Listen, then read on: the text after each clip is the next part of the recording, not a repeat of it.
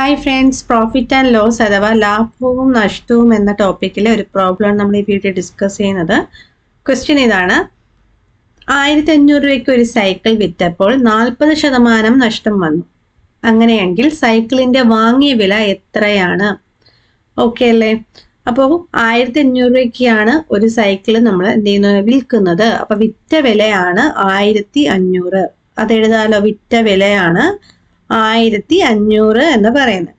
ഇനി ഇവിടെ നഷ്ടമല്ലേ ഉണ്ടായത്? നഷ്ടശതമാനമാണ് നമുക്കിവിടെ തന്നിരിക്കുന്നത് അല്ലെ. നഷ്ടശതമാനം എത്രയാണ് പറഞ്ഞിരിക്കുന്നത്? 40 എന്ന് പറഞ്ഞിട്ടുണ്ട്.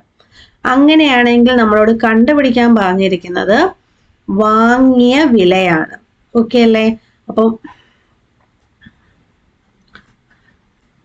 ഓക്കെ അല്ലേ, വാങ്ങിയ വിലയാണ് നമുക്ക് എന്ത് ചെയ്യേണ്ടത്, കണ്ടുപിടിക്കാനുള്ളത്.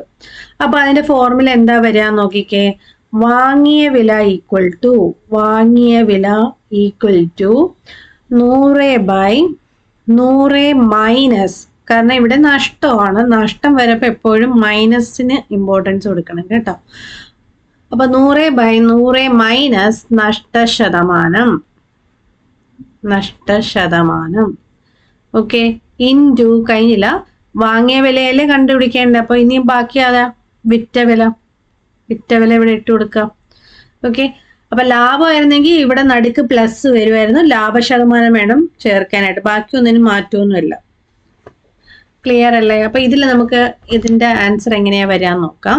അപ്പൊ വാങ്ങിയ വില കാണാം 100/100 മൈനസ്, ഇവിടെ 40% അപ്പോൾ 100 മൈനസ് 40 ഇൻറ്റു വിറ്റ വില എന്ന് പറയുന്നത് 1500 അല്ലെ, 1500. ഇനി ഇത് സിംപ്ലിഫൈ ചെയ്താൽ മതി. അപ്പൊ 100/100 മൈനസ് 40, 100 മൈനസ് 40 എത്ര വരും? 60 എന്ന് കിട്ടും അല്ലെ, ഇൻറ്റു 1500. ഇവിടുത്തെ സീറോസ് നമുക്ക് ഒരു സീറോയെ മാത്രമേ കട്ട് ചെയ്യാൻ പറ്റുള്ളൂ. അപ്പൊ അത് കട്ട് ചെയ്തു. ബാക്കി നോക്കിക്കേ, 100/6 ഇൻറ്റു 150 ഉള്ളത്. ഇനി ഇത് നമുക്ക് 150നെയും 6നെയും നമുക്ക് എന്ത് ചെയ്യാം, ക്യാൻസൽ ചെയ്യാം. കാരണം 6 ഇൻറ്റു 25 6ൽ നമ്മൾ കട്ട് ചെയ്യുവാണെങ്കിൽ 25 എന്ന് കിട്ടും കേട്ടോ. അപ്പൊ 6 ഇൻറ്റു 25 ചെയ്യുമ്പോഴാണ് 150 വരുന്നത്. ഇനി 25 ഇൻറ്റു 100 എത്രയാണ്? 2500. ക്ലിയർ അല്ലേ? അപ്പൊ ഓപ്ഷൻ ഏതാ വരിക? ഓപ്ഷൻ ഡി ആണ് ഇവിടെ ആൻസർ ആയിട്ട് കിട്ടുന്നത്.